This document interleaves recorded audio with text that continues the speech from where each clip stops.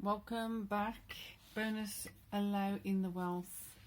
Interrupted by, well, great interruption. Delivery, but it's a good one. So anyway, the energy that has to stop in the feminine energy is also relevant to the masculine, but it's really, really prominent at the moment in the feminine because the masculine is feeling more empowered, is feeling more of the results of being assertive, feeling the results of being on track. Feminine needs to feel within you. This is your anima, animus, your yin, your yang within you. So the feminine aspect needs to feel more of your value, needs to feel more of your healthier self-esteem. What does a healthier self-esteem mean? Because when opportunities are placed in front of you, there could be a tendency to feel unqualified, unable, incompetent, and also then so anybody's comments or slight dig or attempt to just take you off your track is going to be more prominent, it's going to be stronger than if you were on this side and assertive. If you are looking towards the fourth cup as a thing that's there for your benefit and it's there for you to assess, do you want to do it? It's there for you to assess that is it plausible, is it possible, is it actually for my benefit, looking at it from a more perspective of assertiveness and empowerment. That's going to reinforce you to actually go for those things that feel good and giving less power to those comments, to those things that come in and trying to distract you from what you do not want to be distracted from, making you more assertive, making you more attentive to what you do want to be putting your attention to. So I referred to it the other day like a buzzing of a fly or something. So getting to the point where yes, the fly's there and it's like zzz, but you at some point you just tune it out. At some point it doesn't bother you. At some point you're able to still read, you're able to still do what you focus on, you're able to still carry on with the thing you were doing before you heard the clock ticking, before you heard the buzzing of a fly or something like that. So therefore, I knew I had to come back and do a part B. Therefore, when you see this cup and you feel into what this cup's really about, you're going to see that the value of you taking this time, this energy, this effort to get out of that masculine energy of going round in circles, stop searching for the wound that's just been healed, to wound it again. Don't allow anyone to wound the healed wounds. Let the healed wounds be even stronger,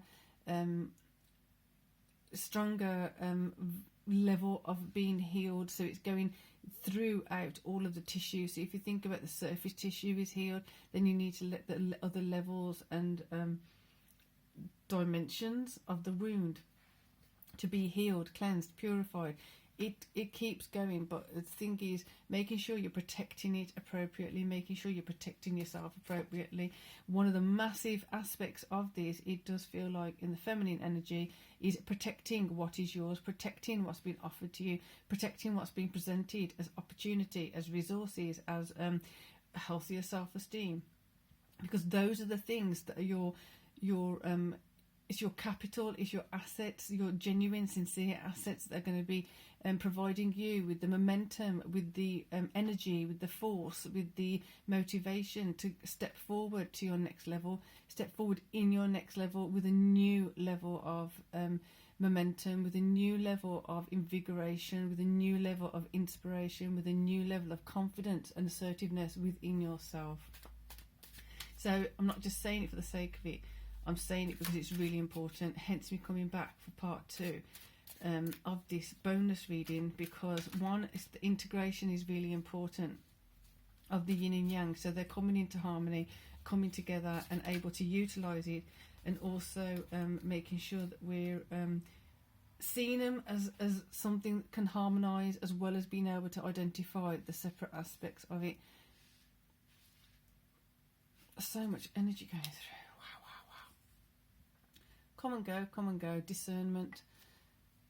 ability to identify things. This is just literally, I feel like this Two of Wands is feeling it as a mastery thing. So on this side we've got the mastery in the masculine energy of, you got the Ace of Wands. You are diligent, you are assertive, you are quite discerning of like, this is what I'm going for, and done. Knight of Wands, off we go. In the feminine, it's more of that sifting out of things, more of that sorting out of things, to make sure that we see the cup of opportunity, that we see the resources of opportunity, let them flow to us with ease. Hence, so appropriate interruption by the postman, delivering something very, very relevant and necessary for me to progress on my path. Really, really today it's just so interactive. It's just quite bizarre on some levels, but it's not also, because you know how it goes. You've kind of seen it playing out.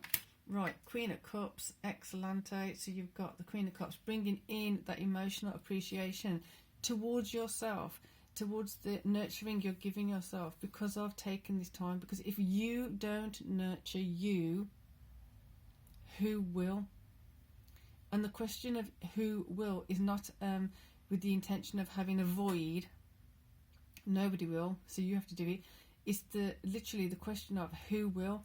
Who has been by your side when you've felt down? Who has been there when you felt like things were just crumbling and they were actually encouraging? Who has been there when you needed something, you needed a shoulder to cry on, you needed someone to, I don't know, give you a hug when you'd fallen over, literally or metaphorically or emotionally, and they turned their back on you. They didn't support you in the way you needed. And again, it's not about going into that space of blame.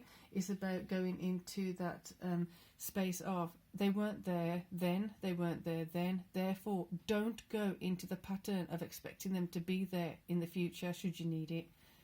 Realign, making sure you see the opportunity, protect that opportunity. Don't talk to those people who bring you down about that opportunity, because the chances are they're not going to like it, they won't like it. Bring it in the conflict, do it the masculine way.